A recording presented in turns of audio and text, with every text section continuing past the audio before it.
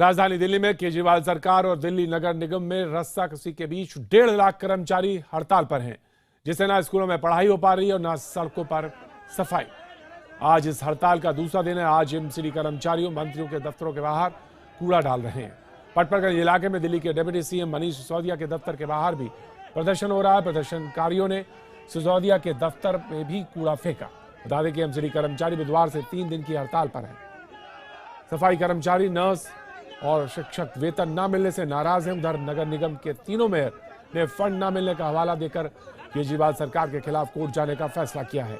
हालांकि दिल्ली सरकार का कहना है कि उसके ऊपर एक भी पैसा बकाया नहीं है। साथ ही दिल्ली सरकार ने आरोप लगाया है कि एमसीडी में भ्रष्टाचार के चलते वो अपने कर्मचारियों को सैलरी नहीं दे रही है।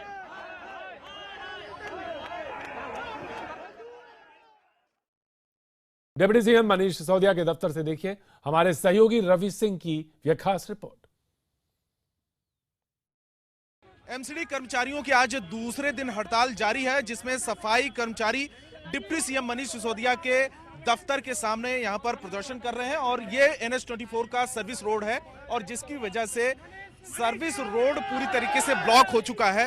ये पीक टाइम है जिस समय लोग घरों से निकलते हैं दफ्तर जाने के लिए और ऐसे में लोगों को ट्रैफिक जाम में झेलना पड़ रहा है। लोगों से बात करते हैं जो सफाई कर्मचारी हैं। ये बताइए कि आप लोग डिप्टी सीएम मनीष सिसोदिया के घर के यहाँ पे दफ्तर के सामने प्रदर्शन कर रहे हैं, लेकिन इन लोगों का कहना है कि हमने तो पैसा दे दिया एमसीडी को।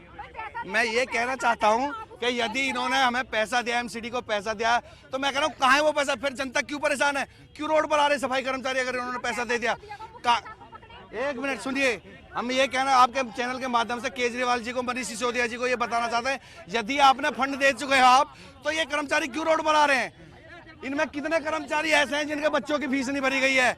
नु कहते हैं बेटी बचाओ बेटी बचाओ। अरे जब बेटी को खाने को नहीं मिलेगा कुछ भी तो क्या बचाओगे और क्या हड़ताल जारी रहेगी? आप हड़ताल जारी रहेगी। हड़ताल जारी रखेंगे आप? हाँ जी, हड़ताल जारी रहेगी जब तक हमारा डिफेंस नहीं मिलेगा। अनिश्चितकालीन हड़ताल है, बस सफाई नहीं होगी? बिल्कुल सफाई नहीं होगी, अनिश्चितकालीन हड़ताल है। ये वह 3 दिन की हड़ताल नहीं है, अनिश्चितकालीन हड़ताल है। जब तक हमारा वेतन और हमारा लाभांश नहीं मिलेगा, जब तक ये हड़ताल में हम बराबर रहेंगे, चाहे इसको 2 महीने हो जाएं।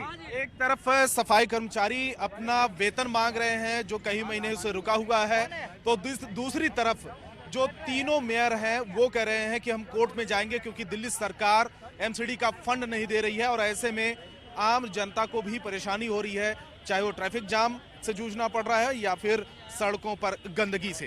कैमरामैन राहुल के साथ रवि सिंह, दिल्ली, IBN 7। एमसीडी सफाई कर्मचारियों की हड़ताल की वजह से पूर्वी दिल्ली के लक्ष्मीनगर इलाके में कूड़े का ढेर लगा हुआ है। हमारे सहयोगी ब्रजेश तिवारी ने हड़ताली कर्मचारियों से बातचीत की इस बाबत। साल बदल गया लेकिन सियासत नहीं बदली। एक बार फिर तनख्वाह ना मिलने की वजह से एमसीडी के कर्मचारी हड़ताल पर चले गए हैं। आज हड़ताल का दूसरा दिन है, असर भी दिखना शुरू हो चुका है। जो कूड़ेदान हैं वो भरने शुरू हो चुके हैं। दिल्ली के तमाम इलाके ऐसे हैं जहां से कूड़ा अब उठना बंद हो चुका है और सीधे तौर पर परेशानी आम लोगों के लिए भी होनी शुरू हो चुकी है। कुछ लोग हमारे साथ हैं, पहले उनसे हम बात करते हैं कि ये बताइए सर, हड़ताल शुरू है इन लोग की, कर्मचारियों की, ऐसे में आप लोगों के लिए कितनी बड़ी मुश्किल है? कूड़ा नहीं उठ रहा है, क्या क्या और तकलीफें होंगी? सर तकलीफ तो बहुत ज़्यादा हो रही है हमें, और जैसा आप देख रहे हैं कि उल्टी सीधी बीमारियां जो हो रही हैं, मच्छर पैदा हो रहे हैं बहुत ज़्यादा, और जगह जगह कूड़े पड़े हुए हैं, कूड़े के ढेर पड़े हुए हैं, कोई सुनवाई नहीं है किसी भी प्रकार की। बीज एमसीडी के हैं वो बंद हैं, इस वक्त नहीं खुले हुए हैं। ऐसे में आप लोग दिल्ली वाले क्या कुछ कहना चाहते हैं इन सफाई का जो एमसीडी के वर्कर्स हैं, या फिर क्या आप लोग इनके लिए चाहते हैं कि सब कुछ जल्दी ठीक हो जाए? वो मतलब जल्दी से मिलना चाहिए, साफ सफाई रहेगी जब से इससे सब गंदगी होगी, मतलब बीमारी पैदा होगी, इससे आम पब्लिक को सबको ही प्रॉब्लम है। परेशानियां हैं जल्द से दूर हो जाएं। सफाई कर्मचारी भी हमारे साथ हैं, उनसे हम बात करते हैं। ये बताइए, जब इसके पहले आप लोगों ने हड़ताल की थी पिछले साल, आप लोग की जो मांगे थे वो मान ली गई थी। इस बार हड़ताल की वजह तनख्वाह न मिलना या फिर क्या कहते हैं अधिकारी? हमारी कोई नहीं माननी गई थी। हाई कोर्ट के आदेश हुए थे कि भाई तनख्वाह नहीं रुकने की, परंतु इन लोगों ने हाई कोर्ट के आदेश का भी उल्लंघन कर दिया केजरीवाल साहब ने, और 2 महीने सफाई कर्मचारियों की तनख्वाह को हो गए, टीचरों की 4-4 महीने हो गए, और डिपार्टमेंट है उनको काफ़ी टाइम हो गया, उनकी तनख्वाह नहीं मिल रही। भी नहीं मिल रहा है। लेकिन एक बात ये भी है कि जैसे अभी लोगों से हमने बात की, वो ये भी कह रहे हैं कि कूड़ा इकट्ठा होगा, गंदगी होगी, तो ऐसे में आप लोग क्या करेंगे? क्या काम पे कल के बाद वापस लौटेंगे या फिर हड़ताल जारी रहेगी? नहीं, हड़ताल जारी रहेगी सर। बात ऐसी है जी, 20-20 साल में पक्के हुए कर्मचारी, उनका 8-8, 10 लाख रुपया बन रहा है एरियर का, जो ये सरकार देना नहीं चाहती बिल्कुल भी। और हमारे कई एरियर ऐसे हैं जो पेंडिंग पड़े हुए हैं, 3-3, 4-4 साल से एरियर है। और बड़ी शर्म की बात है, केजरीवाल सरकार में आज पहली बार ऐसा हुआ है कि बोनस ना मिला अब तक। सब अपना अपना पल्ला साफ करने के चक्कर में लगे कि आपकी संस्था हमारी आए, आपकी संस्था हमारी आए, लेकिन हमारे बारे में कोई ऐसा नहीं सोच रहा कि जिससे कि हम अपना 2 रोटी वक्त की खा सके। सियासत जारी है, 2 रोटी नहीं मिल पा रही है, मुश्किलें बढ़ती जा रही हैं। देखना ये होगा कि अब इस बार की हड़ताल के बाद इन लोगों को कितनी राहत मिलती है। कैमरा पर्सन नकुल के साथ ब्रजेश तिवारी, दिल्ली, IBN 7। हड़ताल पर गई महिला सफाई कर्मचारियों का कहना है कि वेतन न मिलने से उनके घर का खर्च नहीं चल रहा है। दुकानदारों ने अब उधारी देना बंद कर दिया। हमारे संवाददाता ब्रजेश तिवारी वहां मौजूद थे, उन्होंने ऐसी कुछ महिलाओं से बात की। हड़ताल का आज दूसरा दिन है और आखिरकार क्या कुछ हो रहा है इस दूसरे दिन, असर आपको दिखा दूं मैं कितना असर हो रहा है। सड़कों पर कूड़ा इकट्ठा होना शुरू हो चुका है। सिर्फ सड़क ही नहीं बल्कि अस्पताल या फिर स्कूल, वहाँ भी साफ सफाई या पढ़ाई लिखाई का काम फिलहाल बंद है, पूरी तरह से ठप हो चुका है। मांग ये है कि जब तक तनख्वाह नहीं मिलेगी काम पे ये लोग वापस नहीं लौटेंगे। कुछ लोग हमारे साथ हैं, आप ये बताइए, आश्वासन तो पहले भी आप लोग को मिले हैं, पैसे भी पहले मिले हैं। मैं PM मोदी जी से और केजरीवाल जी को ये सूचित करना चाहता हूँ कि जो इनको प्रधानमंत्री या मुख्यमंत्री बनाया है, ये पब्लिक इनका भविष्य बनाती है। और केजरीवाल जी ने और PM मोदी जी ने, पूरी सरकार ने जो देश की 60 साल सेवा करते हैं उनकी पेंशन बंद कर दी है। और केजरीवाल सरकार जिन्हें विधायकों की 2.5 लाख पेंशन बनाने के लिए जा रहे हैं, जो कि 5 साल ही पब्लिक में काम करते हैं और वो भी कोई ढंग से काम नहीं करते। और एक कर्मचारी पूरा काम करता है, जनता में रहता है, जनता की सेवा करता है, उसकी पेंशन बंद की जा रही है। ये कौन सा कानून है? ये पब्लिक और इनसे पूछना चाह रहा है, जवाब दे केजरीवाल जी। बिल्कुल जवाब मांगा जा रहा है, लेकिन सबसे अहम बात ये भी है कि जब तनख्वाह नहीं मिल रही है, ऐसे में घर का खर्च चलाना कितना मुश्किल है कि हमारा दिल जानता है। देखो, अब जाते हैं दुकान पर सामान लेने के लिए तो मना करते हैं, कहते हैं 4 महीनों के पैसे नहीं आए पिछले, तो अब उधार कहाँ से देंगे। इतने बीमार हैं कि डॉक्टर तलक को हम जा नहीं सकते, इतने मजबूर हैं। अस्पताल में जाते हैं, वहाँ भी पैसा चाहिए, क्योंकि जो डॉक्टर अपनी फीस नहीं लेता, बाकी तो स्टोर से दवाई लिख देता है। तो वो हम करें क्या? कहाँ से अपने बच्चों का पढ़ाना लिखना करा, कहाँ से अपनी हारी बीमारी, और खाने के तक का हमारा नहीं है। बताओ, 1 साल होगी इनको यही ड्रामेबाजी कर रहे हैं। बिल्कुल मांगे जायज़ हैं, लेकिन देखना ये होगा कि इस बार की हड़ताल के बाद जो तमाम इनकी डिमांड्स हैं, जो पैसे रुके हुए इनके हैं, वो कब तक रिलीज किए जाते हैं। कैमरा पर्सन नकुल के साथ ब्रजेश तिवारी, दिल्ली, IBN 7। और इस बाबत हमारे 2 सहयोगी रवि सिंह और ब्रजेश तिवारी, जिनकी आप रिपोर्ट देख रहे थे, हमारे साथ मौजूद हैं।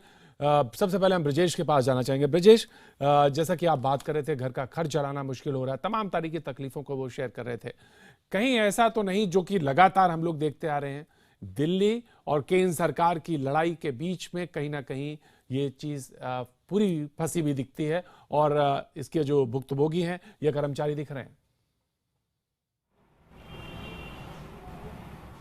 बिल्कुल, देखिए, अभी भी सवाल वही कि वजह जो भी हो, तनख्वाह किन वजहों से नहीं मिल रही है, लेकिन इसका खामियाजा लोगों को भुगतना पड़ रहा है। इस वक्त हम खड़े हैं कि स्कूल के अंदर, MCD स्कूल है। यहाँ मैं आपको तस्वीरें पहले दिखा दूँ। यहाँ पर बच्चे क्लासरूम के अंदर मौजूद हैं, कक्षा 5वीं तक के ये बच्चे हैं, क्लासरूम के अंदर ज़रूर पहुँचे हैं। ये भी किताबें भी खुली हैं इनकी, लेकिन पढ़ाई का काम यहाँ पर नहीं किया जा रहा है। जो टीचर्स हैं उनसे हम बात करते हैं। मैम, ये बताइए, स्ट्राइक में आप लोग भी इस बार शामिल हुए हैं, पहले भी आप लोगों ने स्ट्राइक की है, तो इस बार की स्ट्राइक से लगता है उम्मीद होगी कुछ?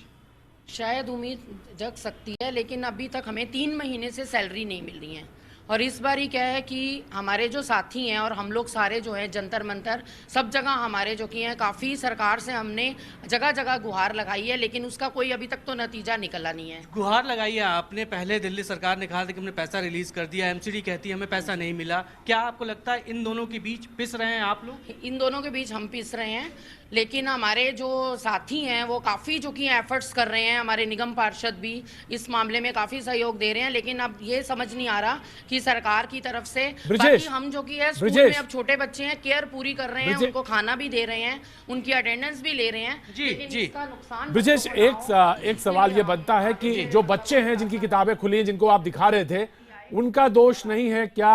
एक शिक्षक होने के नाते वो इसको सबसे पहले कंसीडर करेंगे, ऐसा लगता है उन्हें, या लगता है कि नहीं घर की प्राथमिकता पहले हैं?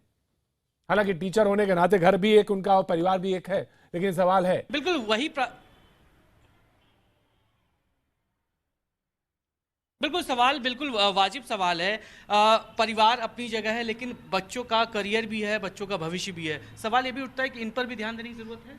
बिल्कुल इन पर ध्यान देने की पूरी ज़रूरत है, और इसका जो किया है काफ़ी कुछ नुकसान जो किया है वो बच्चों को भी हो रहा है। और 3 महीने से सैलरी आप ये देखिए, इस महंगाई के दौर में कईयों के हाउसिंग लोन चल रहे हैं, कईयों ने अपने बच्चों की पढ़ाइयों का खर्चा है। बिल्कुल पढ़ाइयों का खर्चा है, लेकिन प्रतीक एक मैं बच्चे से भी बात यहाँ पे करना चाहूँगा। आप ये बताओ, आपको पता है स्ट्राइक चल रही है? Yes sir. किन वजहों से स्ट्राइक है? क्योंकि टीचर्स को सैलरी नहीं मिल रही है। क्या चाहते हो आप फिर? हम चाहते हैं सरकार जल्दी से टीचर्स को सैलरी दे दे ताकि हमारी पढ़ाई फिर से हो सके। बिल्कुल, ये बच्चे हैं, इनका साफ कहना है कि इन्हें भी बखूबी ये पता है कि स्ट्राइक चल रही है, और स्ट्राइक की वजह से इनकी किताबों में जो शब्द लिखे हैं ये ठीक से उसे पढ़ नहीं पा रहे हैं। लिहाजा ये भी चाहते हैं कि जल्द से जल्द स्ट्राइक खत्म हो जाए ताकि इनकी पढ़ाई वो कंटिन्यू हो पाए।